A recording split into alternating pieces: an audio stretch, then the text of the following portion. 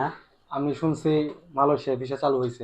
এই ব্যাপারে তোমার কাছে কি নতুন কোনো আপডেট আছে? কেননা আমাদের কাছে অনেক লোক ফোন করে বলতেছে যে ভাই আপনাদের কাছে কোনো আপডেট আছে কিনা মালয়েশিয়ার ব্যাপারে।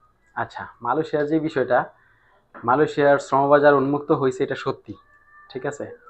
তবে এখনো পর্যন্ত মেডিকেল লিস্ট প্রকাশ করে নাই।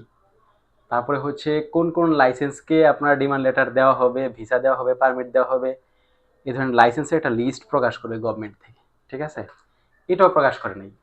এখন মনে করেন আপনার সরকার মালয়েশিয়াতে গেছে, বাংলাদেশ সরকার মালয়েশিয়াতে গেছে, গিয়ে মালয়েশিয়া সরকারের সাথে কথাবার্তা বলছে, শ্রমবাজার নিয়ে আলোচনা করছে, খোলামেলা আলোচনা করছে। সেই সুবাদে মালয়েশিয়ার যে শ্রমবাজার এটা অনেকটা উন্মুক্ত হয়েছে।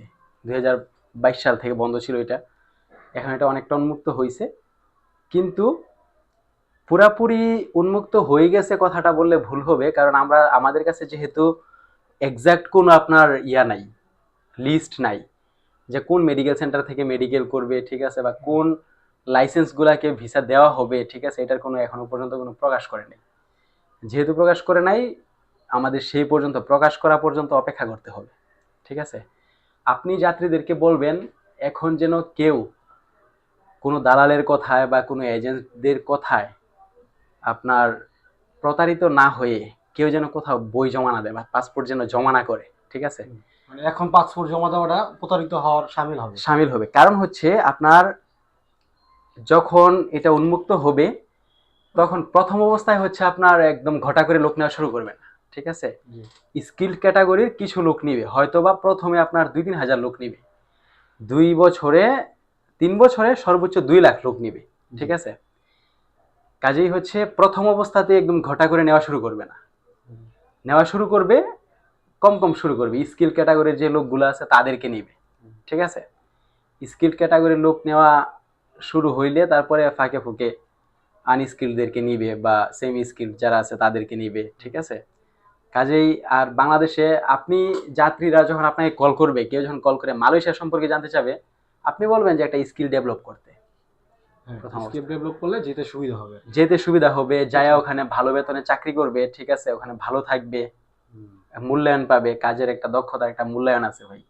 কারণ আজকে তো দেখলেন একটা যাত্রী যে ওই সাসকো কোম্পানিতে যে আপনার ইন্টারভিউ দিল, ইন্টারভিউতে ঠিক হ্যাঁ আছে, টিকতে পারে নাই। সে শিক্ষিত, পড়াশোনা জানে, ইংলিশ বলতে পারে, সবকিছু ওকে, তাহলে টিকলো না কেন? কারণ তার অভিজ্ঞতা নেই, অভিজ্ঞতা নাই, দক্ষতা নেই, কাজের ঠিক কোনো আছে। দক্ষতা নেই। এই জন্য সে টিকতে পারে নাই।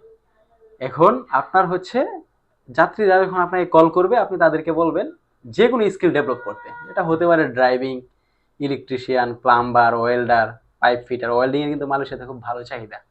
জি। মালয়েশিয়া থেকে ওয়েল্ডারদেরকে সিঙ্গাপুরে নিয়ে যায়, মানে মালয়েশিয়ান কোম্পানিগুলো সিঙ্গাপুরে কাজ নেয়, সিঙ্গাপুরে শিপইয়ার্ডে কাজ নেয়, ওখান থেকে মালয়েশিয়ান কোম্পানিগুলো মানে চাইনিজ কোম্পানিগুলো সিঙ্গাপুর শিপইয়ার্ডে কাজ নিয়ে মালয়েশিয়া থেকে কর্মী নিয়ে সরাসরি সিঙ্গাপুরে যায়, গিয়ে ওখানে ওনারা কাজ করে দিয়ে তারপরে আবার মালয়েশিয়া ব্যাক করে আসে, হ্যাঁ। ঠিক আছে।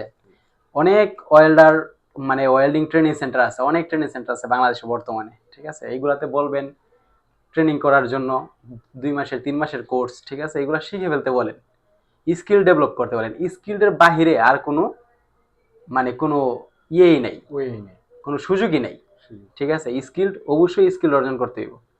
আপনি বলবেন স্কিল ডেভেলপ করতে, তারপরে হচ্ছে আর এখনই যেন কোথাও টাকা পয়সার বিনিময়ে যে এত টাকা কন্টাক্ট, অত টাকা কন্টাক্ট, বই জমা দিয়ে দেওয়া, এইগুলা করতে নিষেধ করবেন, ঠিক আছে। আমার কাছে মালয়েশিয়া নিয়ে আপাতত এইটুকুই আপডেট আছে। নতুন আবার কোনো আপডেট আসলে পরবর্তীতে আলোচনা করব বা ভিডিও করব, ভিডিও করে হচ্ছে জানানো হবে, ঠিক আছে, যাত্রীদেরকে জানানো হবে।